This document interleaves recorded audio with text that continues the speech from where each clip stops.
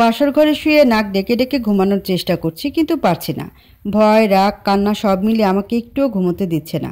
মন চাচ্ছে ছুটে নিজের বাসায় চলে যাই, তাও আবার ওই অভ্রর মাথাটা ফাটিয়ে। ইচ্ছে করছে এই হনুমানটারে ধরে ওড়াধরা পিটানি দিতে। বেটা খাটাস হনুমান, কান কাটা পাঙ্গাস মাছ, লেজ কাটা টিকটিকি, তুই বিধবা হবি দেখিস। এটুকু বলে নিজের মুখ চেপে ধরলাম। নিজেই এখন নিজের উপর বিরক্ত হচ্ছি। ইচ্ছে করছে নিজের চুল নিজেই ছিঁড়ে ফেলি। কি সব আজগবি কথাগুলোই না বলছি আমি। ওই বেটার বউ তো আমি, মানি বা নাই মানি। আর আমি কি আমারই মৃত্যু কামনা করছি? ভাবা যায়? এইসব ভাবছি তখনই দরজাটা খট করে উঠল। সাথে সাথে আমার বুকটা ধক করে উঠল। নিশ্চয়ই ওই অভ্র হনুমানটা আসছে। যদি জোর করে স্বামীর অধিকার ফলাতে আসে তবে। আর এমনিতেই লোকটা লুচু স্বভাবের। এসব ভাবতেই একটা শুকনো ঢোক গিললাম আমি চুপটি মেনে শুয়ে চোখ বুজে ঘুমানোর নাটক করছি। দেখি লোকটা কি করে। অভ্র রুমে ঢুকিয়ে দেখলো তার শুভ্রপরি ঘুমে কাত হয়ে পড়ে আছে। তা দেখে মুচকি হাসলো সে। বাসরাতে নাকি বউ তার স্বামীকে সালাম করে, দুধ খাইয়ে দেয়, গল্প সল্প করে। আর আমার বউ, আল্লাহ কি কপাল আমার। এসব ভাবতে ভাবতেই কাবার থেকে ট্রাউজার আর টি শার্ট নিয়ে ওয়াশরুমে ঢুকলো অভ্র। দরজা বন্ধের শব্দে চোখ খুলে মাথা ঘুরিয়ে পেছনে ফিরে তাকালাম আমি। ওয়াশরুমের দরজা বন্ধ মানে লোকটা ওয়াশরুমে আছেন। হঠাৎ বুকটা মোচড় দিয়ে উঠল। চোখ দিয়ে কষ্টের নোনা জল ঝরতে লাগলো। এই লোকটা আসলেই খুব খুব বাজে। জোর করে আজ আমাকে বিয়ে করেছে, মতের বিরুদ্ধে। যদিও বিয়ে আরও 1 মাস পরে হওয়ার কথা ছিল, কিন্তু এই বাজে লোকটা আজকেই আমাকে জোর করে বিয়ে করছে, ফোর্স করছে বিয়ের জন্য। শুধু বাবা মায়ের জন্য মুখ ফুটে কিছু বলতে পারিনি। লোকটা যে এত নিচু মনের মানুষ তা আমি আগে থেকেই জানতাম, বাট এতটা। দরজা খোলার শব্দে চোখ মুছে তাড়াহুড়ো করে ওপাশ ঘুরে চোখ বুজে রইলাম। হঠাৎ কারো স্পর্শে কিছুটা কেঁপে উঠলাম। বুঝলাম ইনি অভ্র খাটাস। ভয়ে কলিজা শুকিয়ে যাচ্ছে অজানা ভয়ে। হঠাৎ তিনি আমাকে তার দিকে ঘুরিয়ে তার বুকের সাথে চেপে ধরলেন। আমি ভয়ে তাকে নিজে থেকে ধাক্কা দিয়ে সরিয়ে ধপাস করে বিছানায় বসে তার দিকে বড় বড় চোখ করে তাকিয়ে রইলাম। আমার সেই তাকানোতে ছিল এক রাশ রাগ, লজ্জা, ভয়, অস্বস্তি। আপনার লজ্জা করে না একটা মেয়েকে এভাবে টাচ করতে? লুচুর হদ্দ একটা, ক্যারেক্টারলেস একটা ঘুমিয়ে থাকা নিষ্পাপ মেয়ের উপর সুযোগ নিতে। আপনার ঘরে কি মা বোন নাই নাকি? হ্যাঁ? রেগে গড়গড় করে মনের কথাগুলো বলে ফেললাম আমি, কোনো কিছু না ভেবেই। এবার তিনি আমার হাতে টেনে নিজের বুকের সাথে চেপে ধরে দুষ্টু হেসে বলল, তুমি আমার কাছে পরনারী নাকি? তুমি আমার বউ, তোমাকে যখন ইচ্ছা তখন স্পর্শ করতে পারি। তুমি আমার প্রপার্টি, এই অবজের পার্সোনাল প্রপার্টি। এই দুনিয়াতে তোমার উপর শুধু আমার অধিকার আছে। কবুল বলার পর তুমি নিজের ওপর নিজের অধিকার হারিয়েছ। আর কি যেন বলছিলে আমি লুচু? আমি তো এখনও সামান্যতম লুচুগিরিও করিনি। তবে তুমি চাইলে। আমি হাঁ হয়ে তার কথা শুনলাম। আর অবাক হলাম এই ভেবে যে আজ উনি আমার কথায় রাগ করার বদলে হাসছে। আবার ওনার কথাগুলো আমার শরীরে আগুন ধরিয়ে দিচ্ছে। রাগে আমার হাত পা কাঁপতে লাগলো। আমি কারো সম্পত্তি না মিস্টার অভিষেক। আমি মানুষ, আর মানুষ কোনো সম্পত্তি না। না কারো সম্পত্তি হতে পারে। আমি আমার মতো চলতে পছন্দ করি। কারো অর্ডারে চলা আমার পক্ষে সম্ভব নয়। আর আমি আপনাকে স্বামী হিসেবে মানি না। আর স্ত্রীর অধিকার তো দূরে থাক। অভ্রর কাছ থেকে নিজেকে ছাড়াতে চেষ্টা করতে করতে বললাম আমি। হঠাৎ অভ্র আমাকে তার বুকে আগের তুলনায় দ্বিগুণ জোরে চেপে ধরলেন। আবার তাকে নিজের কাছ থেকে ছাড়ানোর চেষ্টা করছি। হঠাৎ ঠোঁটে কারো স্পর্শ পেয়ে চোখ বড় বড় করে তাকিয়ে দেখলাম অভ্র আমার ঠোঁটে তার ঠোঁট মিলিয়ে দিয়েছে আর রুডলি কিস করেই যাচ্ছে। আমি এবার আরও দ্বিগুণ রেগে গেলাম। অভ্রের ফিটে কন্টিনিউয়াসলি থাপ্পড় ঘুষি চিমটি দিচ্ছি, কিন্তু তিনি আমার ছাড়ছেন না, বরং আরও রুডলিভাবে কিস করছেন। প্রায় 5 মিনিট পর ছাড়লো আমায় ওই হনুমানটা। আমি থ মেরে বসে আছি। চোখ দিয়ে পানি পড়ছে, ঠোঁটে অসম্ভব জ্বালাপোড়া করছে। এত খারাপ বাজে মানুষ কিভাবে আমার স্বামী হতে পারে? এদিকে অভ্র মেঘার অবস্থা দেখে মিটি মিটি হাসছে। বিয়ের পর প্রথম স্পর্শ এটা আমার তরফ থেকে। আমার কিন্তু তোমার ঠোঁট দুটো বেশ পছন্দ হয়েছে। ভীষণ টেস্টি তোমার এই গোলাপি ঠোঁট দুটো। এরকম ঠোঁটের টেস্ট আমি প্রতিদিন চাই কিন্তু। আর তোমাকে কিন্তু ভীষণ হট লাগছে ওড়না ছাড়া, বলেই মেঘার দিকে তাকিয়ে চোখ মারল অভ্র। নীলাদের বাসায় এসেই শাড়িটা বদলে কামিজ পরে নিয়েছিল মেঘা। অভ্রর কথা নিজের দিকে তাকিয়ে ভীষণ খেলাম আমি। ওড়না নিয়ে গায়ে, তাই চট করে পাশ থেকে ওড়না নিয়ে গায়ে জড়িয়ে নিলাম। তা দেখে লুচু শয়তানি হাসি দিল। ইচ্ছে করছে বেটার সব দাঁতগুলো ইঁদুরকে দান করে দিই। অভ্র মিষ্টি হেসে খাট থেকে নেমে কাবাটের কাছে গেল। কাবাট থেকে একটা বক্স বের করে খাটে গিয়ে মেঘার সামনে পুনরায় বসলো। বক্স থেকে একটা সোনার চেন বের করলো। তারপর মেঘাকে পরিয়ে দেওয়ার চেষ্টা করলো, কিন্তু মেঘা বাধা দিল। তুমি আমার কাজে যদি এবার ব্যাগরা দিছো, তো একটু আগে কি হয়েছিল, এখন কিন্তু তার চেয়ে বেশি কিছু হয়ে যাবে। চুপচাপ পুতুলের মতো বসে থাকো, অব্র কিছুটা রাগি রাগি কণ্ঠে বলল। এরপর অব্র বিনা বাধায় সোনার চেনটা মেঘাকে পরিয়ে দিল। তারপর হাতে একজোড়া সোনার চিকন চুড়ি পরিয়ে দিল, কানে একজোড়া ছোট ছোট দুল পরিয়ে দিল। তারপর কপালে ডিপ কিস করলো। মেঘা কিছুটা নড়েচড়ে কেঁপে উঠল। অব্র দু চোখ ভরে তার শুভ্রপরীকে দেখতে লাগলো। অন্যরকম লাগছে আজ মেঘাকে। কানে দুল, গলায় চেন, হাতে চুড়ি, আংটি সব মিলিয়ে অসম্ভব সুন্দর লাগছে। সদ্য বিবাহিত লাগছে তাকে। আর অব্র তার সদ্য বিবাহিত বউয়ের সৌন্দর্য অনুভব করছে। পৃথিবীর সবচেয়ে সুখী মানুষ নিজেকে মনে করছে অব্র। আমি চুপচাপ হয়ে সেই কতক্ষণ ধরে বসে আছি, আর এই খাটাসটা আমাকে দেখিয়েই চলেছে। এবার আমার খুব ঘুম পাচ্ছে, তাই হাই তুলতে তুলতে গায়ে এলিয়ে দিলাম বিছানায়। সামনে খাটাস আমাকে দেখিয়ে চলেছে, বাট কিছু করার নেই। চোখ দুটো আর খুলে রাখতে পারছি না। অব্র হেসে লাইট অফ করে শুয়ে তার শুভ্রপরীকে দেখতে লাগলো। বেলকনি থেকে আসা খানিকটা আলো এসে মেঘার মুখে পড়েছে, তাতে আরও বেশি মায়াবী লাগছে মেঘাকে। অব্র কিছুক্ষণ দেখে মেঘাকে বুকের সাথে জড়িয়ে চোখ বুজে মনে মনে বলছে, আজ আমি আমার অস্তিত্বকে নিজের করে পেয়েছি। আল্লাহ রহমতে আমার জীবনের আলোকে আমার কাছে পেয়েছি। আমার শুভ্রপরী এখন শুধুই আমার। এতদিন তোমার দহনে পড়েছি আমি মিসেস শেখ, এবার তো তোমাকেও সেই দহনে পড়তে হবে। রাতের ঘুম হারাম করেছিল তোমার ওই টানা টানা হরিণী চোখ, কুচকে যাওয়া ভ্রু দুটো, তোমার ঠোঁটে নড়াচড়া আমার বুকে ঝড় তুলত এক নিমিষেই। তোমাকে দেখলে নিজের মধ্যেই থাকতাম না তখন। নেশা না করেও কেমন মাতাল মাতাল লাগতো নিজেকে, কারণ তুমিই তো আমার নেশা, যে নেশা কাটবে না আজীবনও। অনেক অপেক্ষা করছি কখন তোমাকে নিজের করে পাবো। অবশেষে আজ তোমাকে নিজের করে পেয়েছি। এর চেয়ে সুখের আর কিছুই হতে পারে না। আকাশে আজ থালার ন্যায় চাঁদ উঠেছে। সে চাঁদের আলো ছড়িয়ে পড়ছে আশেপাশে। কিছুটা আলো গ্রিল ভেদ করে মুখে এসে পড়ছে মিঠির। এদিকে মিঠি বেলকনিতে দাঁড়িয়ে এক মনে আকাশের দিকে চেয়ে আছে আর গাইছে তার প্রিয় গানটি, কেন মেঘ আসে হৃদয় আকাশে, কেন মেঘ আসে হৃদয় আকাশে, তোমারে দেখিতে দেয় না মোহ মেঘে, তোমারে দেখিতে দেয় না মোহ মেঘে, অন্ধকারে রাখে তোমারে দেখিতে দেয় না। গানটা শেষ হতেই টুপ করে এক ফোঁটা জল চোখের কোণ বেয়ে পড়ল মিঠি। বুক চিরে বেরিয়ে এলো তার দীর্ঘশ্বাস। হৃদয় জুড়ে তার বিষাদের ছায়া।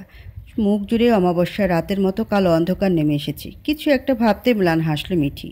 কাকে ভালোবাসে সে, যে তার ভালোবাসার কানাকড়িও জানে না? কাকে ভালোবাসে সে, যে তাকে কখনো সিরিয়াসলি নেয়নি, বোঝার চেষ্টা করেনি তার অনুভূতি, অনুভব, আকাঙ্ক্ষা, ইচ্ছে, তার সব অনুভূতি মজা করে হেসে উড়িয়ে দিয়েছে, যে কিনা তার অনুভূতি অন্য কারোর জন্য জমিয়ে রেখেছে। যাই হোক, তবু তাকেই ভালোবাসে মিঠি, তার স্বপ্নকুমারকে, তার ছোট্টবেলার ভালোবাসা যে সে। ক্লাস 10 থেকে তার মায়ায় পড়ে আছে মিঠি। মিঠি জানে তার স্বপ্নকুমার ভালোবাসে অন্য কাউকে, কিন্তু তবুও মিঠি তার স্বপ্নকুমারকে 2.5 বছর ধরে একতরফা ভালোবেসে এসেছে, আর সারা জীবন ভালোবেসে যাবেও। এসব এক মনে ভাবছে মিঠি। আজ তার দু চোখের পাতা এক হবে না। নির্ঘুম কাটবে আজকের রাত মিঠির। আলিক দিকে দেখে মাতাল হয়ে রুমের এক কোণায় পড়ে আছে হৃদ। কোনো ক্রমে মেনে নিতে পারছে না তার মেঘু এখন অন্য কারো বউ। তার মেঘু আর তার নেই, শুধুমাত্র তারই ভুলের জন্য 2 বছর প্রেমের নাটক করতে করতে কখন যে মেঘাকে ভালোবেসে ফেলেছে তা সে নিজেও জানে না। কিন্তু এখন জানতে পেরেছে, বুঝতে পেরেছে যে সে মেঘাকে ভালোবাসে, বড্ড ভালোবাসে। এত চেষ্টা করার পরেও মেঘাকে সে নিজের করতে পারল না। মেঘা এখন অন্য কারোর সাথে একসাথে এক বিছানায় থাকবে, তার বুকে মাথা রেখে ঘুমাবে। ভাবতে হৃদয় জ্বলে পড়ে খাক হয়ে যাচ্ছে। দুমড়ে মুছতে যাচ্ছে তার হৃদয় সহ তার সমস্ত দুনিয়া। মদ খেয়েও যেন মেঘাকে ভুলতে পারছে না হৃদ। বারবার মেঘার মায়াবী ফেসটা তার চোখে ভেসে উঠছে, আর মেঘার সাথে কাটানো মুহূর্তগুলো। মেঘা হৃদ ছাড়া কিছুই বুঝতো না। সারাক্ষণ হৃদ বলে বিরক্ত করতো তাকে। এতে খুব বিরক্ত হতো হৃদ। আজ সেই বিরক্তগুলো ফিরে পেতে চাইছে হৃদ, বাট পাচ্ছে না বা পাবে না। মেঘলা এখন তার ধরাছোঁয়ার বাহিরে। আর মোড়া ভেঙে ঘুম থেকে উঠতে নিলেই উঠতে পারে না। দুটো শক্ত হাত আমাকে আষ্টে পৃষ্ঠে জড়িয়ে আছে। সে আর কেউ নয়, অব্র। বিরক্ত হয়ে হাত দুটো সরিয়ে বিছানা থেকে উঠে সোফার উপর রাখা লাগেজ থেকে একটা 3 পিস নিয়ে ওয়াশরুমে ঢুকলাম। এই লোকটা আমাকে জ্বালিয়ে মারছে। লোকটার ব্যবহারের জন্য আরও বেশি করে সহ্য হচ্ছে না তাকে আমার। সব দিক দিয়ে পারফেক্ট হলেও ক্যারেক্টারের দিক দিয়ে বড্ড লুজ। মনে মনে আরও অনেক রকমের কথা বলতে বলতে শাওয়ার নেওয়া শেষ করলাম। ওয়াশরুম থেকে বেরোতেই চোখ গেল অব্রর দিকে। পায়ের উপর পা তুলে সোফায় বসে ফোন টিপছে। আমি তাকে উপেক্ষা করে আয়নার সামনে গিয়ে চুলগুলো আঁচড়াতে লাগলাম। আচমকা কার উত্তপ্ত নিঃশ্বাস আঁচড়ে পড়ছে আমার ঘাড়ে, কিন্তু পারফিউমের ঘ্রাণে বুঝতে পারলাম এ আর কেউ নয়, অভ্র লুচু। দাঁড় হয়ে পেছন ঘুরে কোমরের হাত দিয়ে দাঁতে দাঁত চেপে তার দিকে তাকালাম। কি হয়েছে, বিরক্ত করছেন কেন? কাল রাতে বিরক্ত করে মন ভরেনি, তাই সাত সকালে আবার বিরক্ত করার জন্য উঠে পড়ে লেগেছেন? হ্যাঁ, রেগে বললাম আমি। অব্র মুচকি হাসলো মেঘনার কথায়। আজ প্রথম খোলা চুলে মেঘাকে দেখছি সে। আমি আপনাকে বিয়ে করব না ব্যাস। আপনার মতো খাটাসকে বিয়ে করার কোনো ইচ্ছেই নেই আমার। আমার বিয়ে ঠিক হয়েছে বলে এমন নয় যে আপনাকে আমায় বিয়ে করতেই হবে মিস্টার অব্র। যেদিন বিয়ে হতো সেদিনই আমি বিয়ের আসর হতে পালিয়ে যেতাম। এই প্ল্যান ছিল আমার। আর আপনি কি না হুটহাট করে বিয়ে করতে চাইছেন? আজব লোক তো বটে আপনি। কথাগুলো এক নিঃশ্বাসে বলে ফেললাম। পরক্ষণে কি বলে ফেলেছি ভাবতেই নিজের মুখ চেপে ধরলাম। আল্লাহ, আমার সব তথ্য ফাঁস। এখন কি হবে? এ রাক্ষস তো আমায় চিবিয়ে খাবে। আল্লাহ বাঁচাও আমায়। আমার সামনে মিস্টার অব্র দাঁড়িয়ে নিজের ফোন টিপছেন ভ্রুকুচকে। মনে হয় আমার কথাগুলো মন দিয়ে শোনেনি। আল্লাহ বাঁচাইছো আমারে। এসব ভেবে থাকলে তুমি ভুল ভাবছ। আমি সব শুনেছি। আর নিজেকে খুব চালাক ভাবো তাই না? কিন্তু তুমি হলে বোকা, আর আমার বোকা পাখি। বলেই মুস্কি মুস্কি হাসছে অব্র। আমাকে বোকা বললেন কেন? কোন দিক দিয়ে আমায় বোকা মনে হয়? সব দিক দিয়ে বলেই আমার দিকে বাঁকা চোখে তাকালেন তিনি। এটুকু বলেই চলে গেলেন তিনি আমার রুম থেকে। একটু পরেই আবার আম্মু রুমে ঢুকলো। মেঘা তাড়াতাড়ি রেডি হয়ে নাও, বাইরে সবাই অপেক্ষা করছে। আম্মু, 1 মাস পর বিয়ের ডেট ছিল, তাহলে আজ হঠাৎ? আমরাও জানি না। অব্র এসে তোর আব্বুকে বলল সে আজই বিয়ে করতে চায়, তাই তোর আব্বুও না করেনি। তুই তাড়াতাড়ি রেডি হয়ে নিচে আয়, আমি টিয়া আর মিঠিকে পাঠিয়ে দিচ্ছি তোর রুমে। আম্মু, আমি এখনই বিয়েটা করতে চাচ্ছি না, মিনমিন করে বললাম আমি। কোনো কথা না, তোর আব্বু যা সিদ্ধান্ত নিয়েছে তাই হবে, কিছুটা রেগে বলল আম্মু। আচ্ছা আম্মু। আম্মু চলে গেল। রাগে মাথা ফেটে যাচ্ছে। আব্বু আম্মু দুজনকেই আমি খুব ভয় পাই। তারা আমাকে আদরের সময় আদর, শাসনের সময় শাসন করে। আমাকে তারা সব সময় শাসনে রেখেছে। কাল ওই নানু বাসা থেকে ফিরেছি। কাল রাতে আব্বু বিয়ের কথাটা বলেছিল, আর একটু আগে অব্র হনুমানটা এসে বিয়ের কথা বলল, আর এখন আম্মু। বুঝতেছি না কি হচ্ছে এসব আমার সাথে। মিঠি আর টিয়া এসে আমাকে সাজাতে লাগলো। আমি চুপ মেরে বসে আছি, আর তারা দুজন সাজাচ্ছে আর বকবক করছে। কেন জানি না রিত ভাইয়ের কথা খুব মনে পড়ছিল। বউ সাজার স্বপ্ন ছিল, তবে রিত ভাইয়া বউ হিসেবে। কিন্তু অযাচিতভাবে আজ আমি ওই অব্র হনুমানের জন্য বউ সাজছি। আর পৃথিবীতে আমিই একমাত্র মেয়ে যে কিনা তার হবু বরকে মনে মনে গালি দিয়ে মহাশূন্যে পাঠিয়ে দিই। একটু পর নিচে গেলাম। নিচে সোফায় সবাই বসে আছে আর অপেক্ষা করছে আমার জন্য। শুধু একজন নেই, সে হলো রিত ভাইয়া। তিনি অফিসের কাজে রাজশাহী গিয়েছেন, আর আমরা থাকি ঢাকা বনানীতে। হঠাৎ চোখ পড়ল অব্রের দিকে। তিনি এক ধান্দায় আমাকে দেখিয়েই চলেছে। তাকে আজ সুন্দর লাগছে বটে। লাল শেরওয়ানি, ফর্সা জিম করা শরীরে বেশ ফুটেছে, মাথায় পাটি, তার জন্য আরও কিউট লাগছে। মানতে হবে মেঘ, তোর বর কিন্তু হেব্বি সুন্দর আর কিউটের ডিব্বা। তবে সুন্দর হলে কি হবে, সে তো আস্তে একটা খাটাস। মনে মনে বললাম। কিছুক্ষণ পর কাজী বিয়ে পড়ানো শুরু করলেন। আমি আব্বু আম্মুর ভয়ে কবুল বলতে দেরি করিনি। যাওয়ার সময় মিঠি, আম্মু, বড় আম্মু, নানি, টিয়া, বড় আব্বু, আব্বু সবাই কেঁদেছি। আম্মুকে জড়িয়ে ধরে কেঁদেছি খুব। কাঁদতে কাঁদতে অজ্ঞান হয়ে গিয়েছি। যখন চোখ খুলি তখন গাড়িতে নিজেকে আবিষ্কার করি অব্র আমাকে তার বুকের সাথে জড়িয়ে ধরে আছে। শরীর দুর্বল থাকায় আস্তে করে তাকে নিজের থেকে ছাড়ানোর চেষ্টা করলাম, কিন্তু তিনি আমাকে আরও জোরে নিজের বুকের সাথে আমার মাথা চেপে ধরলেন। মনে মনে রাগ লাগলেও তখন কিছু বলতে পারলাম না। ওভাবেই তাদের বাড়ি পৌঁছালাম। নীলাদের বাড়িতে কোনো গেস্ট নেই, শুধু নীলা, বাবা আর অব্র, মিঠি, টিয়া আর কাজের মহিলা রহিমা আন্টির সাথে তার মেয়ে মিনু। আমাকে পাজা কোলে করে রুমে নিয়ে গেল অব্র। তারা কোথায় জানি চলে গেল। এগুলো মনে মনে ভাবছি ছাদে দাঁড়িয়ে। তখনই পেছনে কার অস্তিত্ব অনুভব করলাম। বুঝলাম অব্র খাটাস আমার পেছনে দাঁড়িয়ে আছে। আমি পেছন ঘুরলাম না, ওভাবেই দাঁড়িয়ে আকাশপানে চেয়ে রইলাম। বিকেল তখন 4টা। আকাশটা আজ বড্ড মেঘলা। কালো কালো মেঘের খণ্ডগুলো আকাশে দাপট সহকারে ভেসে বেড়াচ্ছে। মাঝে মাঝে গর্জন করে উঠছে আকাশ। বাতাসে গাছপালাগুলো দুলছে। এক ঝাঁক পাখি উড়ে নিজেদের ঠিকানায় পৌঁছানোর জন্য প্রচেষ্টা চালাচ্ছে। সব মিলিয়ে বলতে গেলে অসাধারণ প্রাকৃতিক রূপ। আর আমি সেই রূপ, রসদ, গন্ধ অনুভব করছি খুব মনোযোগ সহকারে। অব্রর স্পর্শে কেঁপে উঠলাম আমি। পেছন থেকে তিনি জড়িয়ে ধরেছেন আমায়। কেন জানি না আমি তাকে ছাড়ানোর চেষ্টা করলাম না। ওভাবে আকাশের দিকে নির্লিপ্তভাবে তাকিয়ে রইলাম। আমার দস্যি বউ আজ এত শান্ত কেন? স্লো ভয়েসে আমার কানের কাছে তার ঠোঁট নিয়ে কথাগুলো বললেন তিনি। তার মুখে বউ শব্দটা শুনে আমার বুকটা ধক করে উঠল। মৃদু কেঁপে উঠলাম। কেমন যেন এক অনুভূতি হচ্ছে আমার, যার নাম আমার অজানা। মন খারাপ নাকি আমার শুভ্রপরীর? তিনি আবার বললেন। না, ছোট করে জবাব দিলাম আমি। একটা গান শোনাই, বললেন তিনি। তোর মন খারাপের দেশে যাব প্রেমের খেয়ায় ভেসে, তোর মনটা ভালো করে দেব অনেক ভালোবেসে, ডাকলে কাছে আসিস, পারলে একটু হাসিস, বুকটা রাখিস পেতে, ভালোবাসা নিতে, সব অভিমান ভেঙে দেব তোর কাছে এসে। গানটা আকাশের দিকে তাকে মুগ্ধ হয়ে শুনলাম আমি। গানটা খুব পছন্দের আমার। বরাবরই ইমরানের গান আমার পছন্দ, তার মধ্যে এটাও একটা। এত সুন্দর গানের গলা অব্রর আমি বিশ্বাসই করতে যেন পারছি না। সেদিন তার গান শুনেছি, বাট ওটাও মন দিয়ে বা কেয়ার করিনি। আজ যে স্লো ভয়েসে, খালি গলায় এবং এই পরিবেশে গানটা মারাত্মক মানানসই। কেমন লাগলো বউ গানটা? খুব খুব খুব ভালো লেগেছে গানটা। আপনার মতো খাটাসের কণ্ঠ এতটা মিষ্টি হবে আমি ভাবতেই পারিনি, আবেগী কণ্ঠে বললাম আমি। তিনি আমার ছেড়ে দিয়ে খিলখিল করে হাসতে লাগলেন। আমি পেছন ঘিরে তার মনোমুগ্ধকর হাসি দেখতে লাগলাম, আর কান দিয়ে তার হাসির ঝংকার শুনতে লাগলাম। ছেলেদের হাসি এতটা সুন্দর হয়? কই, আমি তো কারো এমন হৃদয় ঘায়েল করা হাসি দেখিনি, এমনকি হৃদ ভাইয়েরও না। কি হলো বউ, এমন ড্যাব ড্যাব করে আমাকে দেখছো কেন? আমার বুঝে লজ্জা করে না? অব্রের এমন কথায় আমি চমকে উঠলাম, সাথে সাথে বাস্তবে ফিরে আসলাম। বলেই দৌড়ে ছাদ থেকে নেমে পড়লাম। অব্র মুসকি মুসকি হাসতে হাসতে নিচে গেল।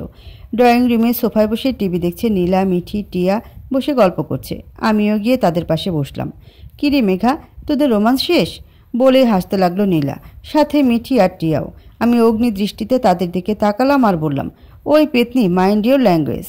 হা হা হিহি করে হাসতে লাগলো। তোরা রোমান্স করবি আর আমরা বললে দোষ? 32টা দাঁত বের করে হেসে বলল নীলা। ওই পেতনি, রেগে বললাম আমি। আপু, আমাদের তোর হাতে মজাদার টেস্টি নুডলস খাওয়া না প্লিজ, বলল মিঠি।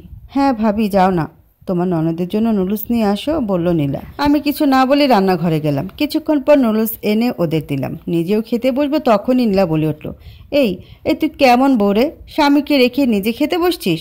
ভাইয়া সহ তুই রুমে গিয়ে নুডলস খা আর গল্প স্বল্পতায় কর, বলল মিঠি। আমি রান্নাঘরে গিয়ে নুডলস নিয়ে রুমে গেলাম। মহারাজ রুমে শুয়ে ফোন টিপছে। এই যে খেয়ে নিন, বলে টেবিলের উপর নুডলসের বাটি রেখে আমি বেলকনিতে গেলাম। এদিকে অব্র তার শুভ্রপরীর কাণ্ড দেখছে আর মিটিমিটি হাসছে।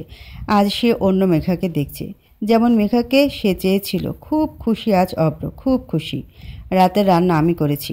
অফিস থেকে সবাই ফিরেছেন বাবা, সবাই মিলে খেতে বসলাম। খাওয়া শেষে বাবা এবং সবাই আমার প্রশংসা করছে, শুধু অব্রবাদে। মন হঠাৎ খারাপ হয়ে গেল। কত কষ্ট করে রান্না করলাম, আর উনি বললেনও না কেমন হয়েছে। সব কাজ সেরে কিছুক্ষণ ওদের সাথে গল্প করে রুমে গেলাম। রুমে গিয়ে অব্রকে দেখতে পেলাম না, হয়তো বেলকনিতে আছে। আমি রুমের লাইট অফ করে শুয়ে পড়লাম। অব্র বুঝতে পেরেছে তার শুভ্রপরী মন খারাপ করেছি। কেন মন খারাপ করেছে তাও জানে সে। মলিন হাসলো অব্র। রুমে গিয়ে মেঘার পাশে শুয়ে মেঘাকে বুকে টেনে নিল অব্র। অব্রর কাছ থেকে নিজেকে ছাড়ানোর চেষ্টা করলাম, কিন্তু পারলাম না। আগের থেকে দ্বিগুণ জোরে আমাকে তার বুকে চেপে ধরল। এত অভিমান আমার শুভ্রপরীটার! ছাড়ুন আমাকে, ছাড়ুন, খচ্চর লোক একটা। তোমার হাতের রান্না এত টেস্টি তা তো আগে জানতাম না গো। অবশ্য বউ টাকার দেখতে হবে না। হইছে, পাম মারার প্রয়োজন নেই, ছাড়ুন আমাকে। কত ইচ্ছে ছিল বিয়ের পর আমার বউ আমার বুকে ঘুমাবে, কিন্তু আমার কপাল খারাপ। এমন একটা আনরোমান্টিক বউ আমার কপালে জুটল। হায় আল্লাহ, ব্যঙ্গ করে বলল অব্র। হ্যাঁ, আমি আনরোমান্টিক। আপনি মনে হয় একেবারে বিশ্ব রোমান্টিক। তোমার বর বিশ্ব রোমান্টিক, কোনো সন্দেহ আছে এতে? অবশ্য তুমি চাইলে আরও রোমান্টিক হতে পারবো। এখন চুপচাপ ঘুমাও, নয়তো আজই বাসরটা সারবো। আমি ভয় আর কিছু বললাম না। এনাকে আমার বিশ্বাস নেই, লুচু খচ্চর লোক একটা। মেঘু, তোকে হারিয়ে বুঝতে পেরেছি আমি তোকে কতটা ভালোবাসি। আজ নিজের দোষী আমি তোকে হারিয়েছি। আজ আমার বুকে থাকার কথা ছিল তোর, কিন্তু তুই আজ অন্য কারো বুকে। এটা কিভাবে মানবো আমি, কিভাবে? আমার হৃদয় যে জ্বলে পুড়ে ছাই হয়ে যাচ্ছে। পুরো পৃথিবী আমার বিষাদ সময় লাগছে। তোকে ছাড়া বিরক্ত লাগছে সব। প্লিজ তুই ফিরে আয়, প্লিজ। ছাদে দাঁড়িয়ে সিগারেট ফুঁকছে আর কথাগুলো আকাশের দিকে তাকিয়ে বলছে হৃদ। উস্কো খুস্কো চুল, মুখ ভরা দাড়ি, চোখে মুখে বিষাদের ছায়া, শার্টের বোতাম খোলা। কেমন যেন পাগল পাগল লাগছে হৃদকে। নীলা, তুমি তো আমাকে ভালোবাসো, তাহলে তুমি কিভাবে রিহানকে বিয়ে করতে পারো? তাহলে কেশব তোমার অভিনয় ছিল, বলো? নীলার হাত চেপে কথাগুলো বলল মোহিত। হ্যাঁ, আমি আপনাকে ভালোবাসতাম, কিন্তু এখন আর বাসি না। আপনাকে কত শতবার বলেছি আপনাকে ভালোবাসি, খুব ভালোবাসি, কিন্তু আপনার একটাই উত্তর ছিল যে আপনি আমাকে ভালোবাসেন না। তো যে আমাকে ভালোবাসে না তাকে ভালোবেসে আমার লাভ কি? বরং যে আমাকে ভালোবাসে আমি তাকেও ভালোবাসি বা বাসবো। রিহান আমাকে ভালোবাসে এবং বিয়ের প্রপোজাল দিয়েছে, সেটা আমি কিভাবে ফিরিয়ে দিই বলেন? আর রিহান দেখতে শুনতে বেশ, তাহলে তাকে রিজেক্ট করার কোনো প্রশ্নই আসে না আমার, বলেই মোহিতের হাত থেকে নিজের হাত ছাড়িয়ে নিল নীলা। নীলপুরি, তুমি এখানে? আর আমি তোমাকে পুরো ক্যাম্পাসে খুঁজলাম, বলে নীলার সামনে এসে দাঁড়ালো রিহান। একটু মোহিত ভাইয়ার সাথে কথা বলছিলাম। আর জানেন, উনি আমাদের শুভেচ্ছা জানালেন বলেই মলিন হাসল নীলা। ধন্যবাদ মোহিত। তুই কখন এলি এখানে? ভাবি এই ভার্সিটি পড়ে নাকি? এক চোখ টিপে দুষ্টু হেসে মোহিতকে উদ্দেশ্য করে বলল রিহান। আমিও তো তাই জিজ্ঞেস করলাম ভাইয়াকে। তো ভাইয়া বলতেই চাইছে না, বলল নীলা। আচ্ছা তুই ভাবির সাথে দেখা কর, আমি আর নীলপুরীর সঙ্গে একটু বের হব, বলে নীলার হাত ধরল রিহান। এতক্ষণ সব চুপ করে সব শুনলেও রিহানের নীলার হাত ধরাটা একটুও পছন্দ হলো না মোহিতের, বরং ভীষণ রেগে গেল মোহিত। ইচ্ছে করছে রিহানের মাথা ফাটিয়ে দিতে। নীলা হেসে রিহানের হাত চেপে ধরে ভার্সিটি থেকে বেরিয়ে গেল। আর এদিকে মোহিতের রাগে চোখ দুটো লাল লাল হয়ে গেছে। রুমে শুয়ে আছি, জ্বর এসেছে, শরীর খুব দুর্বল, মাথাটা ভার ভার লাগছে। জ্বর এলেই আমার এমন অবস্থা। যার নাও খাবারটা খেয়ে নাও। খাবার এনে বেড সাইডের টেবিলে রেখে বলল অব্র। না খাবো না, চোখ মুখ কুচকে কথাটা বললাম আমি, কারণ এখন খেতে একদমই ইচ্ছে করছে না আমার।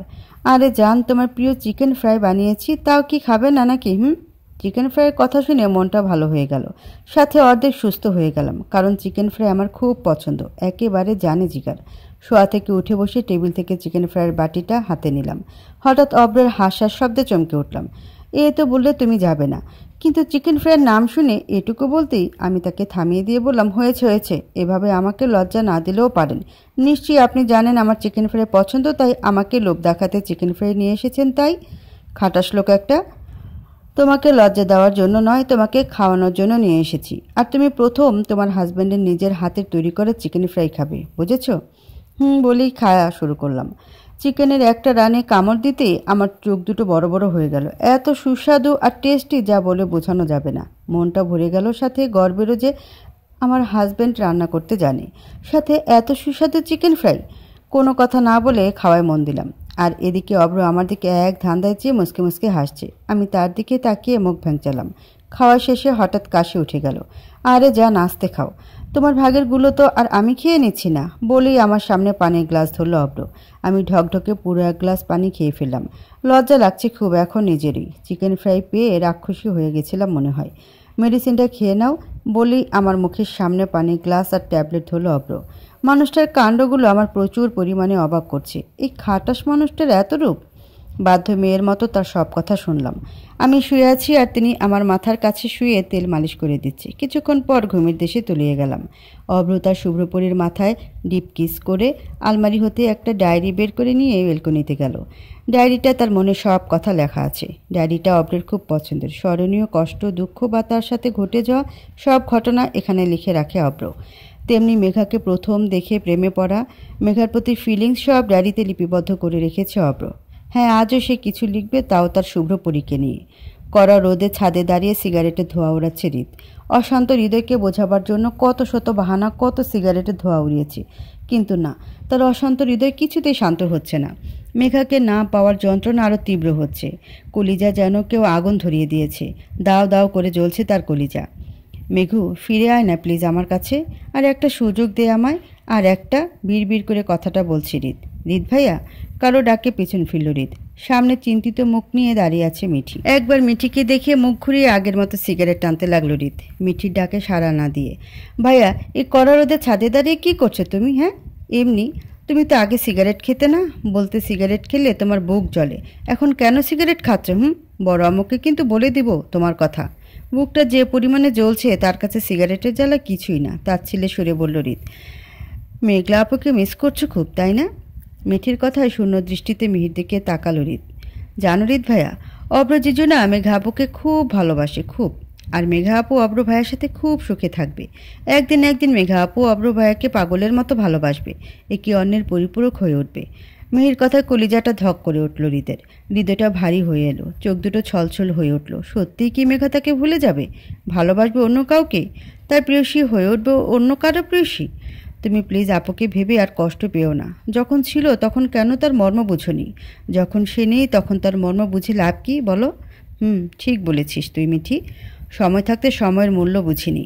কাউকে ঠকানোর শাস্তি এখন আমি তিলে তিলে ভোগ করছি। হয়তো সে আমার ভাগ্যেই ছিল না, হয়তো তাই। বাট তাই বলে কি তুমি তোমার ক্যারিয়ার আর নিজেকে এমন ধ্বংসের পথে ঠেলে দেবে? প্রাণ খুলে বাঁচার ইচ্ছে হয় না তোমার? ইচ্ছে হয় না আগের মতো হাসি খুশি নিশ্চিন্তে বাঁচতে? আগের মতো করে বাঁচতে চাইলে যে আমার মেঘুকে চাই, তাকে ছাড়া কিভাবে আগের মতো হাসি খুশি থাকবো আমি? কে আমাকে ভালোবাসবে? পাগলামি করবে, খাওয়াই দিবে, ঘুরতে নিয়ে যাওয়ার জন্য বায়না করবে। রাস্তায় কে আমার হাতটা শক্ত করে ধরে চলবে বলতে পারিস? কেন ভাইয়া, মেঘা আপুর জায়গাটা কি আমাকে দেয়া যায় না? জানি মেঘা আপুর জায়গা আমি নিতে পারবো না, তবুও যদি তুমি আমাকে তার মতো করে ভালোবাসতে। আমি যে তোমায় বড্ড ভালোবাসি। মিঠির কথায় খুব বড়সড় ঝটকা খেল হৃদ। বড় বড় চোখ করে মিঠির দিকে ঘুরে তাকালো সে। কী সব আজে বাজে কথা বলছিস তুই মিঠি? দেখ, আমি কিন্তু মজা করার মুডে নেই, সেটা তুই খুব ভালো করেই জানিস। আমি মজা করছি না হৃদ ভাইয়া, আমি সত্যি তোমাকে খুব ভালোবাসি, সেই ক্লাস 9 থেকে তোমায় ভালোবাসি, কিন্তু বলতে পারিনি। দুপাশে এগিয়ে হৃদের হাতটা নিজের হাতের মুঠি নিয়ে বলল মিঠি। ঠাস করে মিঠির বাম গালে একটা চর বসিয়ে দিল হৃদ। রাগে তার চোখ দুটো লাল আভায় ছেয়ে গেছে, তাতে দাঁত চেপে রাগ কন্ট্রোল করার চেষ্টা করছে। এদিকে গালে হাত দিয়ে ছলছল চোখে নিচের দিকে তাকিয়ে আছে মিঠি। তোর লজ্জা করেন এসব বলতে? তুই জানিস আমি মেঘাকে ভালোবাসি, শুধু মেঘাকে, আর তোকে নিজের বোনের চোখে দেখি আমি, আর তুই কি না? ছি! বলে হনহন করে ছাদ থেকে চলে গেল হৃদ। ধূপ করে বসে পড়ল মিঠি, গলা ফাটিয়ে চিৎকার করে কাঁদছে সে। আজও তার প্রিয় মানুষটা তাকে ফিরিয়ে দিল। এক বুক কষ্টের জোয়ারে তাকে ভাসিয়ে দিয়ে চলে গেল হৃদ। কষ্টে বুকটা ফেটে যাচ্ছে তার। একতরফা ভালোবাসা এত কষ্ট, তা হয়তো এখন বুঝতে পারছে সে। কি রে পেতনি, রিহান ভাইয়ের সাথে কোথায় কোথায় ঘুরলি রে? বললাম আমি। অনেক জায়গায় ঘুরেছি। কেমন লাগলো রিহান ভাইয়াকে? বেশ ভালোই। কি রে, এমন মনমরা হয়ে আছিস কেন? হ্যাঁ? না না তো, সবসময় তো বকবক করতেই থাকি, অলওয়েজ তোর মুখে খই ফুটতেই থাকে। আর আজ নাকি রিহান ভাইয়ের কথা ভাবছিস? চোখ মেরে নীলাকে কথাটা বললাম আমি। আরে গাধি, আমি রিহান নয়, তোর শয়তান খাটাস ভাইয়াটার কথা ভাবছি। এমন একটা খচ্চর লোককে ভালোবেসেছি যে কিনা কখনোই আমার ভালোবাসা বুঝলো না, মনে মনে বলল নীলা। আপনাকে ভালোবাসি বলেই যে আপনাকে আমায় বিয়ে করতেই হবে এমন তো কোনো কথা কোথাও লেখা নেই। ভালোবাসলেও বিয়ে করতে হবে? কোমরে হাত দিয়ে কথাগুলো বলল নীলা। তার সামনে দাঁতের দাঁত চেপে কথাগুলো শুনে যাচ্ছে মোহিত। তুমি তাহলে রিহানকেই বিয়ে করবে? জি অবশ্যই, কেন বিয়ে করব না বলেন তো? মোহিত আর কিছু না বলে বাড়ি থেকে বেরিয়ে গেল। আর এদিকে নীলা খিলখিল করে হাসতে লাগলো। মোহিতকে জ্বালিয়ে তার কাটা গায়ে কিছুটা মলমের ছোঁয়া পেয়েছে এমন মনে হচ্ছে নীলার। কি হয়েছে, এমন করছেন কেন? ঠিক করে কি রান্নাটাও করতে দেবেন না? রেগে বললাম আমি। কেন বউ, আমি কি করলাম? আমি তো তোমাকে সাহায্য করছি, বলল অভ্র। আমার কোমর পেঁচিয়ে ধরে কানের কাছে বকবক শুরু করছেন আর বলছেন আমাকে সাহায্য করছেন। বাহ, রান্নাঘরে একা একা রান্না করছো, বোরিং লাগে না বুঝি? না, বোরিং লাগে না। আপনি আসার ফলেই আমার বোরিং লাগছে। যান এখান থেকে যান। যবে থেকে আপনি আমার জীবনে এসেছেন তবে থেকে খুব বোরিং ফিল করছি আমি। ইচ্ছে করে নিজেকে। এটুকু বলতে না বলতেই অব্র আমাকে তার দিকে ঘুরিয়ে বুকের সাথে চেপে ধরল। প্লিজ যান, এমন কথা বলো না। আই এম সরি, আমি তোমাকে ভালোবাসি জন্যই বারবার তোমার কাছে ছুটে আসি। তোমাকে ভালোবাসি বলেই শাসন করি, ভালোবাসি বলেই তোমাকে জ্বালাই, ভালোবাসি বলে অন্য কারোর সাথে তোমাকে সহ্য করতে পারি না আমি। যদি আমার ভালোবাসা তোমার কাছে বিষাক্ত, বোরিং, অসহ্য লাগে তাহলে আমি আর তোমার কাছে আসবো না ভালোবাসার দাবি নিয়ে। আমি চাই না আমার জন্য আমার ভালোবাসার মানুষটা কষ্ট পাক। মলিন হেসে কথাগুলো বলেই চলে গেল অব্র। তার কথাগুলো সোজা তীরের মতো আমার বুকে বিঁধেছে। তার চোখে আমার জন্য ভালোবাসা দেখেছি। তার চোখগুলো কেন যেন আমায় খুব টানে তার কাছে। এমন তো কখনো হৃদ ভাইয়ের জন্য আমার মনে হয়নি। কেন জানি না আমি মনে মনে এখন খুব করিয়ে চাই অব্রকে। তার আশেপাশে থাকতে ভীষণ ভালো লাগে আমার। প্রতিদিন তাকে ভেজা চুলে দেখলেই যেন কোনো এক ঘরে চলে যায়। কিন্তু কেন? আমি তো অব্রকে ভালোবাসি না। তাহলে আসলে আজকে অব্রকে খুব হার্ট করেছি আমি। এটা করা ঠিক হয়নি আমার। একজনের রাগ আরেকজনের উপর ছাড়া এই বদভ্যাস আমার মনে হয় যাবে না। ধুত বলে রান্নায় মন দিলাম। এদিকে অব্র বেলকনিতে দাঁড়িয়ে আকাশপানে চেয়ে আছে। আজ কেন যেন নিজেকে বড্ড অপরাধী মনে হচ্ছে। মেঘার মন বোঝার চেষ্টা করেনি সে। মেঘা ইচ্ছেগুলো দাম দেয়নি সে। মেঘাকে বোঝার চেষ্টা করেনি সে। না, সে আর মেঘার কোনো কাজে হস্তক্ষেপ করতে যাবে না। মেঘার কাছ থেকে নিজেকে সরিয়ে নেবে সে। সে একাই ভালোবেসে যাবে মেঘাকে। মনে মনে কথাগুলো ভাবতেই চোখগুলো ছলছল হয়ে উঠল অব্রর। রকিং চেয়ারে বসে চোখ বুজে রইল কিছুক্ষণ। এই যে চলুন, খাবার রেডি বলে অব্রের দিকে তাকালাম আমি। অব্রের মুখটা কেমন যেন ফ্যাকাশে লাগছে। তা দেখি বুকটা কেঁপে উঠল আমার। বলি অব্র আমাকে পাশ কাটিয়ে নিচে চলে গেল। আমিও পিছে পিছে গেলাম। খাওয়ার টেবিলে নীলা, আমি আর অব্র। মোহিত ভাই এসেছিল, কিছুক্ষণ থেকেই চলে গেছে। আর বাবা ব্যবসার কাজে বাইরে গেছে কয়েকদিনের জন্য। খাওয়ার সময় একটা কথাও বলল না অব্র। এমনি হলে খাওয়ার সময় দুই ভাই বোন বকবক করতো, আজ দুজনেই চুপ মেরে গেছে। খাওয়ার শেষে দুজনে রুমে চলে গেল। আমি থালাবাটি গুছিয়ে সব পরিষ্কার করে প্রায় 1.5 ঘন্টা পর রুমে ঢুকলাম। কদিনের জন্য ছুটি নিয়েছে রহিমা আন্টি, তাই সব কাজ আমাকে করতে হচ্ছে। রুমে ঢুকিয়ে দেখি খাটের একপাশে গুটিসুটি হয়ে কপালে হাত দিয়ে শুয়ে আছে অব্র। তা দেখে কলিজাটা মোচড় দিয়ে উঠল আমার। আসলে অব্র হয়তো আমার ব্যবহারে খুব কষ্ট পেয়েছে, কিন্তু তখন আমার রাগ উঠছিল খুব, আর রাগের সময় কারো কথা আমার সহ্য হয় না। তাই মিঠির উপর রাগগুলো অব্রের উপরে ঝেড়েছি। বিকেলে মিঠি আমাকে ফোন দিয়ে হাউমাউ করে কান্না জুড়ে দিয়েছে। অনেক ভয় পেয়ে গিয়েছিলাম, ভেবেছিলাম হয়তো বাড়িতে কিছু হয়েছে, তাই মিঠিকে বলছিলাম, কী রে মিঠি, কাঁদছিস কেন? বাড়িতে কিছু হয়েছে নাকি? না, কেঁদে কেঁদে উত্তর দিল মিঠি। তাহলে কেন কাঁদছিস? আপু, ও আমাকে ভালোবাসে না। বলেই ফের কাঁদতে লাগলো মিঠি। কে তোকে ভালোবাসে না? রিদ ভাইয়া। আমি রিদ ভাইয়াকে খুব ভালোবাসি, কিন্তু সে আমায় ভালোবাসে না। কথাটা শুনি আমার মাথায় বাজ পড়লো বলে আমার এমন মনে হলো। কি কি সব আবল তাবল কথা বলছিস তুই মিঠি? আমি যা বলেছি তাই সত্যি আপু। আমি রিদ ভাইয়াকে ভালোবাসি, খুব ভালোবাসি তাকে। মিঠির কথা শুনে বুকে চিনচিন করে ব্যথা শুরু হয়ে গেল, সাথে প্রচণ্ড রাগও উঠে গেল। আমার মতো ওই একই ভুল করলো মিঠি? ও প্রতারক ঠকটাকে ভালোবেসে ফেললো? আপু প্লিজ কিছু তো বলো, তুই অন্তত আমার পাশে থাক। মিঠির এমন কথায় ঘোর কাটলো আমার। রাগ করে ফোন কলটা কেটে দিলাম, কোনো উত্তর না দিই। রাগে মাথা ফেটে যাচ্ছে আমার। ইচ্ছে করছে রিদ ভাইয়াকে কাঁচা চিবিয়ে খাই। আমার জীবনটা নষ্ট করে স্বাদ মেটেনি, এখন আমার ছোট বোনটার জীবনটা নষ্ট করার ধান্দায় আছে। আমাকে কষ্ট দিয়ে তার শান্তি হয়নি, এখন আমার বোনকে কষ্ট দিচ্ছে। না, এটা আমি কিছুতেই মানব না, কিছুতেই না। কেন এমন করছে রিদ ভাইয়া তা আমার জানতেই হবে। সে রাগ নিয়ে রান্না করছিলাম, তখনই পিছন থেকে আমায় জড়িয়ে ধরে অব্র। তাতে যেন আরও রাগ উঠে যায় আমার, একেবারে আগুনে ঘি ঢালার মতো। রুমের দরজা লাগিয়ে লাইট অফ করে ডিম লাইট জ্বালিয়ে তার পাশে গিয়ে শুয়ে পড়লাম। না, আজ অব্র জড়িয়ে ধরেনি। এর আগে প্রতিদিন তার বুকের সাথে জড়িয়ে ঘুমাতো, আজ তা করলো না। তাতে কি হয়েছে? আমি তো আর অব্রকে ভালোবাসি না, তার বুকে মাথা না রেখে ঘুমালেও চলবে আমার। এগুলো মনে মনে বলে নিজেকে সান্ত্বনা দিলাম। সারাটা রাত এপাশ ওপাশ করতেই গেল, কিছুতেই ঘুম হলো না। কেমন জানি ফাঁকা ফাঁকা লাগছে। কয়েকদিন অব্রের বুকে মাথা রেখে ঘুমিয়ে আমি অভ্যস্ত হয়ে গেছি, তা ভাবতেই অবাক হলাম আমি। রাগে এখন নিজের চুল নিজেরই ছিঁড়তে ইচ্ছে করছে। সকাল উঠে নামাজ পড়ে বাগানে গেলাম হাঁটতে। আমার ওঠার আগে অব্র মসজিদে নামাজ পড়তে চলে গেছে। একটু পরে আবার রুমে ফিরে আসলাম। ফ্রেশ হয়ে রান্নাঘরে গিয়ে চা, পরোটা, আলুর দম আর ডিম মামলেট করলাম। এগুলো অব্রের খুব পছন্দের, তাই স্পেশালি তার জন্যই বানানো। খাবার টেবিলে নীলা আর আমি বসে অব্রের জন্য অপেক্ষা করছি, কিন্তু তার আসার নামই নেই। চল নীলা, কেন জানি না কাল রাত থেকে মনমরা হয়ে আছে। এই দুই ভাই বোন আমায় জ্বালিয়ে পুড়িয়ে আঙ্গার করে দিচ্ছে। কিছুক্ষণ পর আগমন ঘটল অব্র মহাশয়ের। তা দেখি নীলা বলে উঠল, কী রে ভাইয়া, আজ এত লেট করে বাসায় ফিরলি কেন? এমনি। খাবি না? তাড়াতাড়ি আয়, আজ তোর ফেভারিট পরোটা আর আলুর দম রান্না করেছে ভাবি। না, তোরা খেয়ে নে, আমি হোটেল থেকে খেয়ে এসেছি। বলতে বলতে সিঁড়ি বেয়ে রুমে চলে গেল অব্র।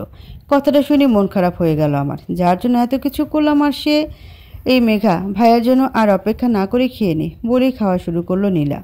আমিও কোনো মতে অল্প খেয়ে উঠে পড়লাম, কারণ খিদে লেগেছিল আমার খুব। খিদে আমি একটুও সহ্য করতে পারি না। চল যাই হোক, বাবা মা, বড় আম্মু, বড় আব্বু, আমি তোমাদের কিছু বলতে চাই। জানি না তোমরা আমার কথাগুলো কিভাবে নিবে, বাট এটাই সত্যি। কোনো সংকোচ ছাড়ে কথাগুলো বলল মিঠি। বলো কি বলতে চাও, বলল মিঠির বাবা।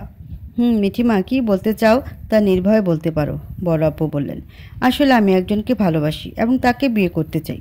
কে সে? বলল মিঠির মা। রিদ ভাইয়া। কি ফাজলামো করছিস তুই মিঠি আমাদের সাথে? বললেন রিদের মা। না, আমি কোনো প্রকার ফাজলামো করছি না। আমি রিদ ভাইয়াকে ভালোবাসি এবং তাকেই বিয়ে করতে চাই, ব্যাস। মিঠি, কি বলছো? কার সামনে দাঁড়িয়ে কথাগুলো বলছো তা কি তোমার খেয়ালে আছে? কিছুটা রেগে মেগে কথাগুলো বলল মিঠির বাবা। আমি কিছু জানি না, বুঝি না। আমি রিদ ভাইয়াকে ভালোবাসি এবং আমার তাকেই চাই। হৃদয় কি তোমায় পছন্দ করে? হৃদের আপু। না, আমাদের মধ্যে তেমন কোনো সম্পর্ক নেই, কিন্তু আমি রিদ ভাইয়াকে ভালোবাসি, কাট কাট কণ্ঠে জবাব দিল মিঠি।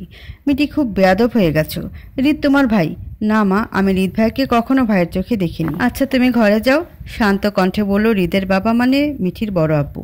জি বলে সিঁড়ি বেয়ে নিজের রুমে চলে গেল মিঠি।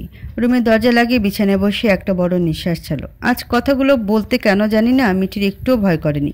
সাধারণত সে তার বাবা মাকে সবচেয়ে বেশি ভয় পায়, কারণ তারা খুব শাসন করেছে ছোট থেকেই মিঠি ও মেঘাকে। আদর পেয়েছে বেশি তার বড় আম্মু ও বড় আব্বুর থেকে। কথাগুলো কোন সেন্সে বলেছে মিঠি তাই বুঝতে পারছে না। নিজেকে কেমন যেন মাতাল মাতাল মনে হচ্ছে। মাতালের মতো সব সত্য গড়গড় করে বলে দিয়েছে মিঠি। এখন এসব হাতে হাত পা কাঁপছে মিঠি। কী হবে না হবে এসব নিয়ে তো চিন্তা পড়েই আছে। আরেকদিকে তার হৃদ তাকে ভালোবাসে না, এটাই তাকে সর্বক্ষণ কয়লার ন্যায় হৃদয়টা জ্বালাচ্ছে। সব কিছুই এখন তার বিষাদ সময় লাগে। হৃদ বর্তমান অবস্থা দেখে কষ্টে বুকটা ফেটে যাচ্ছে মিঠির।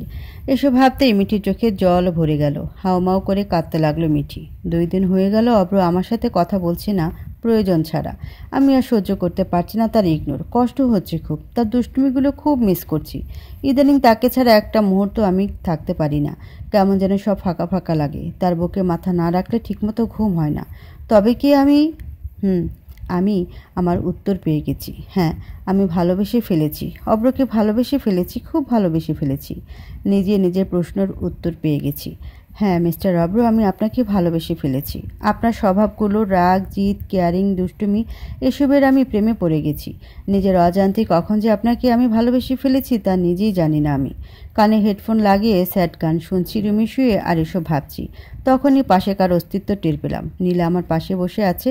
কান থেকে হেডফোন খুলে উঠে বসলাম। কী রে নীলা, কী হয়েছে? এমন হুতুম প্যাঁচার মতো মুখ করে রেখেছিস কেন? মেঘা, তোকে একটা কথা বলা হয়নি। কি? খানিকটা অবাক হয়ে বললাম আমি তোর ভাইকে ভালোবাসি। তা তো আমি জানি। রিহান ভাইয়াও তোকে ভালোবাসে। রিহানের কথা বলিনি, বলেছি মোহিতের কথা। হোয়াট? কথাটা শোনা মাত্রই আমি সপ্তম আকাশ থেকে পড়ার মতো অবস্থায় চলে গেলাম বলে মনে হলো আমার। কি বলছে এসব নীলা? মোহিত ভাইয়াকে নীলা ভালোবাসে? তোকে আমি লজ্জায় কথাটা বলতে পারিনি এতদিন, তার জন্য সরি রে। কিন্তু তোর খাটাস ভাইটাকে কতবার প্রপোজ করেছি, বাট সে অ্যাকসেপ্ট করেনি। তাই আমি রাগের মাথায় রিহানকে বিয়ে করার সিদ্ধান্ত নিয়েছি। কিন্তু এখন আবার তোর ভাই এই বিয়েতে বাদ সাধতেছে। কি এত কিছু হয়ে গেছে আর আমি কিছুই জানি না? তুই আমাকে এর কানাকড়িও জানাসনি? বললাম তো লজ্জায় বলতে পারিনি। তো ভাইয়া কি তোকে ভালোবাসে? বাট সেটা সোজাসুজি মুখে প্রকাশ করবে না খাটাসটা। মুখ বাঁকিয়ে বলল নীলা। এই মুখ সামলে কথা বল। তুই আমার ভাইকে কেন খাটাস বলিস? হ্যাঁ, এই নিজে মনে হয় সাধু, তুই যে আমার ভাইকে খাটাস, রাক্ষস, শয়তান আরও কত কি বলিস, তাতে কিছু আসে যায় না। হ্যাঁ, তোর ভাই যেটার যোগ্য সেটাই বলেছি। তোর ভাই বুঝি খুব যোগ্যবান? আমার ভাই সব দিক দিয়েই পারফেক্ট, বুঝছিস? কত মেয়ে আমার ভাইয়ের পেছনে লাইন দিয়ে আছে। আর আমার ভাই কেমন পারফেক্ট, কতটা হ্যান্ডসাম, কত মেয়ে তার পেছনে ঘোরে সেটা তুই ভালো করেই জানিস। এখনও কিন্তু অনেক মেয়ে ভাইয়ের পেছনে ঘোরে। কাল আসছে রিয়া আপু, তখন দেখবি কি হয়। তখনই আসবে আয়েগা মজা। এই রিয়াটা আবার কে? আমার মামা তো একমাত্র আদরের মেয়ে রিয়া, মালয়েশিয়ায় থাকে। অব্র ভাইয়া বলতে পাগল। যদি এসে শুনে অব্র ভাইয়ের বিয়ে হয়ে গেছে তখন তো বাড়িতে টর্নেডো শুরু হয়ে যাবে।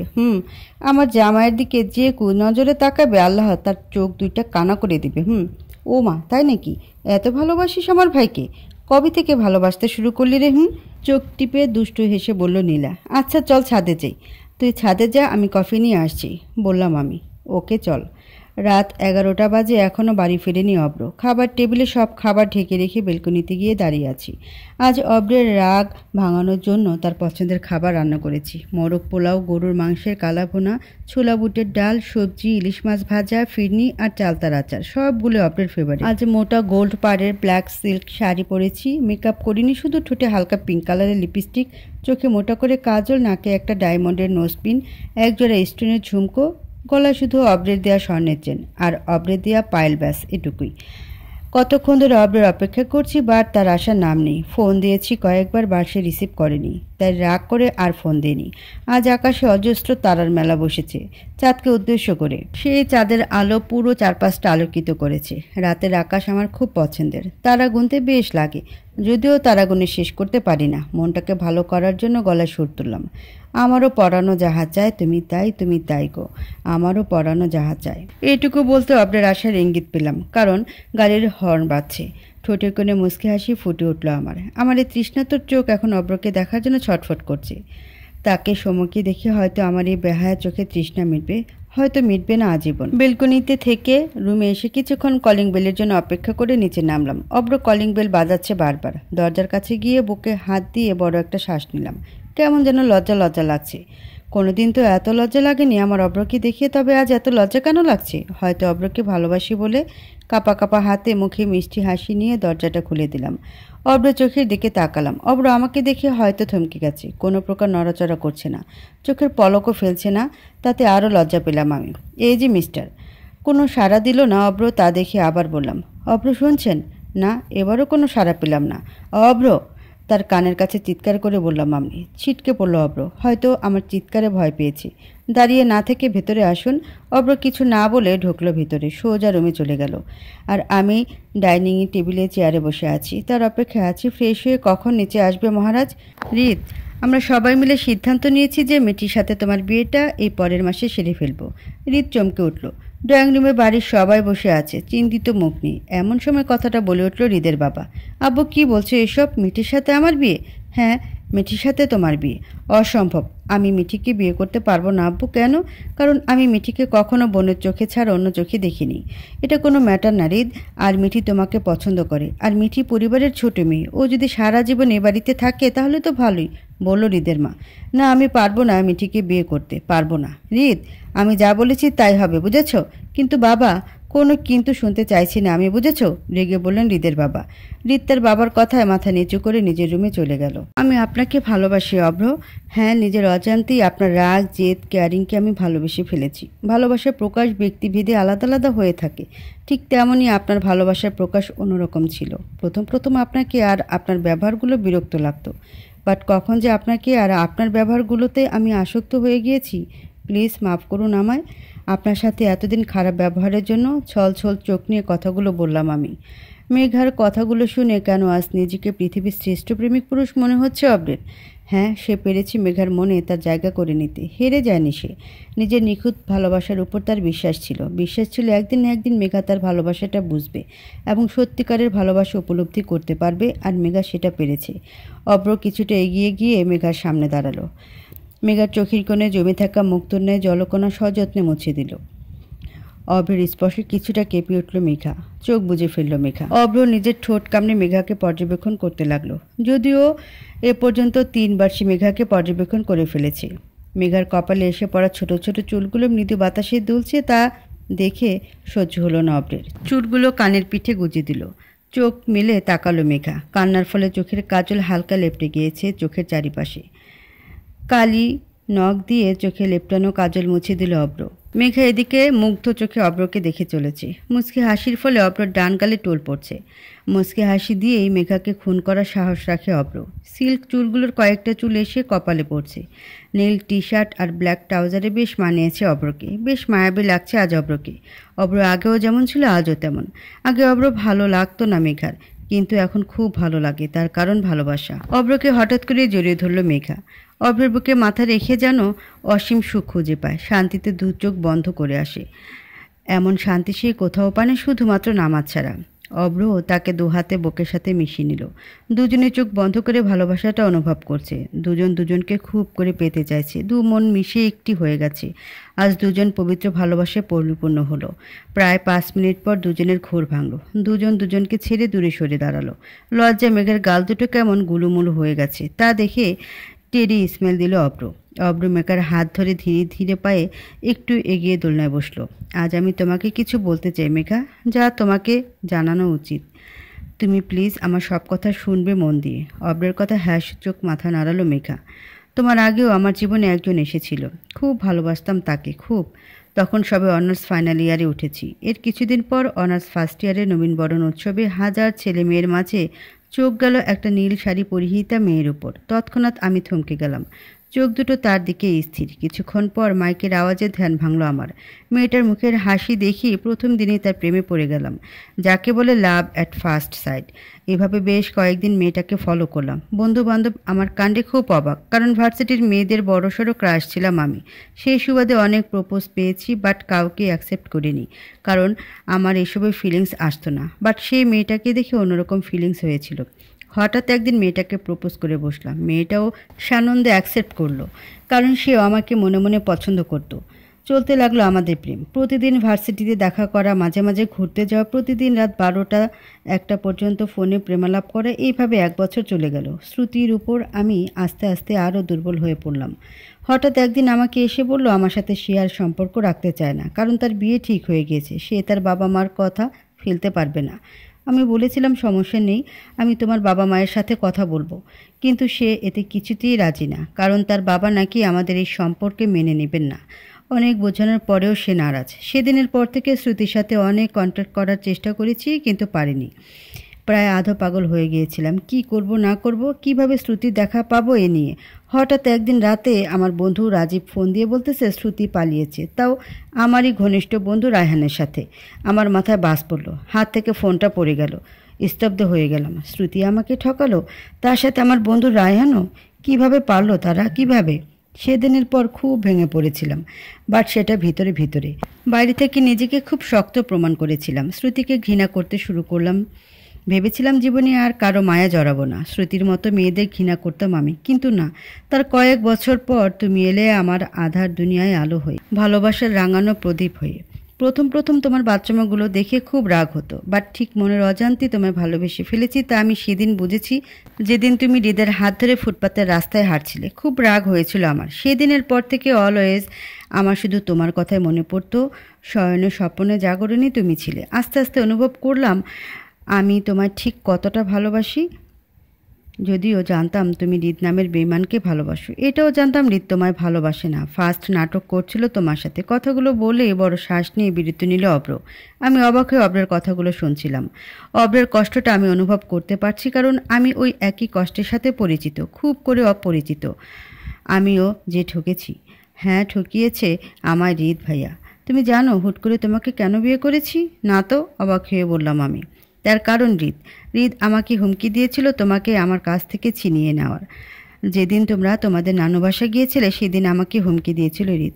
তাই তার পরের দিনই সুযোগ বুঝে তোমায় বিয়ে করি, কারণ সেদিন হৃদ বাসায় ছিল না। আমি চাইনি তোমাকে হারাতে, তোমাকে হারানোর ভয় আমার মনে জেগে বসেছিল।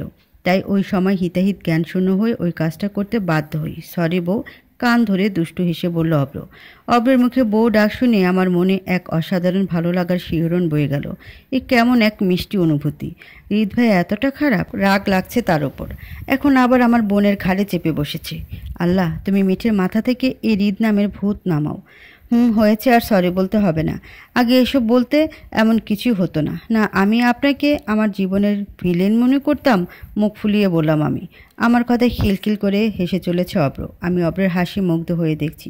হঠাৎ তার গাল স্পর্শ করলাম। হাসি থেমে গেল অব্র। আমার কোমরে হাত রেখে তার কাছে টেনে নিল। তার চোখ দুটো আমার চোখ দুটোই আবদ্ধ। দুজনের মাঝে 1 ইঞ্চিও দূরত্ব নেই। সব দূরত্বের অবসান ঘটেছে আজ। আচমকা আমার ঠোঁটে তার ঠোঁট দুটি চেপে ধরলো। কেঁপে উঠলাম। কিছুক্ষণ মেরে থাকলাম, বাট অব্রের ভালোবাসাময় স্পর্শে দমে থাকতে পারলাম না। খুব যত্নে তার ভালোবাসাময় স্পর্শগুলো অনুভব করতে লাগলাম। প্রায় 5 মিনিট পর মেঘার ঠোঁট ছেড়ে বড় বড় শ্বাস ছাড়ছে অব্র, সাথে মেঘাও। অনেক দিন পর অব্রা তৃষ্ণার্ত হৃদয়ে তার তৃষ্ণা মেটাতে পেরেছে। নতুন করে তার শুভ্রপরীকে অনুভব করছে অব্র। এই চাঁদনি রাতে প্রিয় মানুষের পাশে বসে আছি, একটা রোমান্টিক গান তো গাইতেই পারি, তাই না? বলল অব্র। অব্রের কথায় মুচকে হাসলাম। আমার সাথে তোমাকেও গাইতে হবে, বলল অব্র। মেঘা, বাঁচতে শিখেছি মন তোমাকে পেয়ে, তোমারই ভাবনায় পাই সুখ কুড়িয়ে। বাঁচতে শিখেছি মন তোমাকে পেয়ে, তোমারই ভাবনায় পাই সুখ কুড়িয়ে। জানি না কিভাবে হয়ে গেছি তোমার, তোমারই ছোঁয়া মন চায় বারে বার। চলো না চলি পথ দুজন মিলে। মেঘা গাইছে। চেয়েছি পেয়েছি থেকো মন গহিনে তারে না, বাঁচে না মন তুমি বিহনে। অব্র আবার গাইল। চেয়েছি পেয়েছি থেকো মন গহিনে, পারে না বাঁচে না মন তুমি বিহনে। গানটা গাইছে আর দুজন দুজনের দিকে তাকিয়ে আছে। আকাশে আজ হাজারো তারার মেলা বসেছে তাকে উদ্দেশ্য করে। গোল মালার ন্যায় রূপলি চাঁদটা অনবরত মিটি হেসে চলেছে। চাঁদের রূপালি আলো খানিকটা এসে পড়ছে দুজনের মুখে। মৃদু বাতাসে উড়ে চলেছে মেঘার লম্বা চুলগুলো। এ যেন এক অমায়িক সুন্দর সুখময় মুহূর্ত। মেঘাকে কোলে নিয়ে ছাদ থেকে রুমে এলো অব্র। রুমে ঢুকে এক দফা সারপ্রাইজ পেল অব্র। দুষ্টু হেসে চোখ মেরে মেঘাকে বিছানায় বসিয়ে চোখে চোখ রেখে বলল, বাহ, আমার বউ তো দেখি এক ধাপ এগিয়ে আছে। এর আগে বাসর তো তোমার জন্যই হয়নি, তাই আজ নিজ হাতে বাসর করে সাজিয়েছ। আমি কিন্তু সারপ্রাইজড। লজ্জা মাথা নিচু করে আছি। লোকটা পারেও বটে, বেলাহাস কোথাকার। মেঘার পাশে বসে মেঘার কানের দুল খুলতে লাগলো অব্র। মেঘা যেন লজ্জায় মেয়ে গেল। তারপর মেঘাকে আস্তে করে শুয়ে সেও মেঘার উপর সমস্ত ভার দিয়ে শুয়ে মেঘনার ঘাড়ে মুখ গুজে দিল। ছোট ছোট চুমুতে ভরিয়ে দিতে লাগলো মেঘার ঘাড়, মুখ, গলা। মেঘা অব্রের টি শার্ট খামচে ধরে চোখ বুজে অব্রের স্পর্শ অনুভব করছে। কানের কাছে মুখ নিয়ে গিয়ে ফিসফিসিয়ে বলল, মেয়ে আই। অব্রের কথায় কোনো রেসপন্স করলো না মেঘা। অব্র বুঝে নিল নীরবতা সম্মতির লক্ষণ। ডুবে গেল দুজন দুজনাতে। পূর্ণতা পেল আজ দুজনেরই ভালোবাসা। এদিকে রিহান, আমি আপনাকে নয় মোহিতকে ভালোবাসি। এতদিন মোহিতকে জেলাস ও ওর মুখ থেকে ভালোবাসি শোনার জন্য আপনার সাথে নাটক করেছি। I am really sorry, please আমায় ক্ষমা করে দিন, মিনতি কণ্ঠে বলল নীলা। আমি সব জানি নীলা, তোমার আগে আমাকে সব বলেছে মেঘা। 3 দিন আগে আমাকে সব বলেছে মেঘা।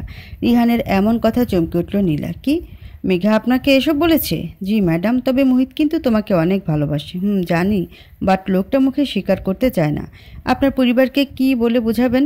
তারা এই বিয়ের জন্য কত আশা করে আছে।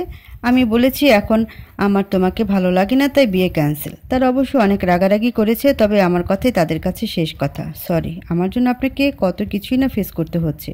আরে সরি বলার কিছু নেই। তোমাদের দুজনকে একসাথে দেখলে আমি অনেক খুশি হব। তোমরা সুখী হও, মলিন হেসে বলল রিহান। আপনি সুখী হন, দোয়া করি। আপনার উপকার কখনো ভুলব না। অনেক ভালো আপনি। যে মেয়ে আপনাকে পাবে সে তো 24 ক্যারেট সোনার পাওয়ার মতো লাকি হবে, হেসে বলল নীলা। মলিন হেসে বলল রিহান। আচ্ছা ভাই, ওকে, গুড নাইট। ওপাশ থেকে ফোন কল কাটার আওয়াজের হাঁপ ছাড়ল রিহান। বুকটা মোচড় দিয়ে উঠেছে। ভালোবাসার মানুষটা তার ভাগ্যে নেই। নীলাকে খুব ভালোবেসে ফেলেছে রিহান। খুব করে চেয়েছিল নীলাকে সে। নীলার নীল দুটো চোখের প্রেমে পড়েছিল রিহান। মেঘার কাছে নীলার আর মোহিতের কথা শুনে তার অক্ষত হৃদয় কাচের ন্যায় ভেঙে ক্ষতবিক্ষত হয়ে গিয়েছিল। তবুও সে নিজেকে সামলে নিয়েছে। সে চায় তার ভালোবাসার মানুষটা ভালো থাকুক। কিছু কিছু মানুষের ভালোবাসা পূর্ণতা পায় না, তাদের মধ্যে আমি হয়তো একজন। মলিন হেসে আকাশের দিকে চেয়ে বলল রিহান। কেটে গেছে 1 মাস। নীলা আর মোহিত, সাথে মিঠি আর হৃদের বিয়ে। সবাই খুব খুশি। হৃদ নিজেকে অনেকটা গুছিয়ে নিয়েছে, কিন্তু মিঠিকে এখনও ভালোবাসতে পারেনি সে। মিঠি খুব চেষ্টা করছে হৃদের ভালোবাসা পাওয়ার। নীলা আর মোহিতের মধ্যে সব ঠিক হয়ে গিয়েছে, ওরাও খুব খুশি। আর এদিকে রিহান কানাডায় চলে গেছে, ওখানে থেকেই জব করবে সে। হয়তো ভালোবাসার মানুষটার থেকে পালানোর ধান্দা, পারবে না চোখের সামনে ভালোবাসার মানুষকে অন্য কারো হতে দেখতে। মেঘা আর অভ্রের দিনগুলো কাটছে ভালোবাসাময়। দুজন দুজনকে ছাড়া অচল প্রায়।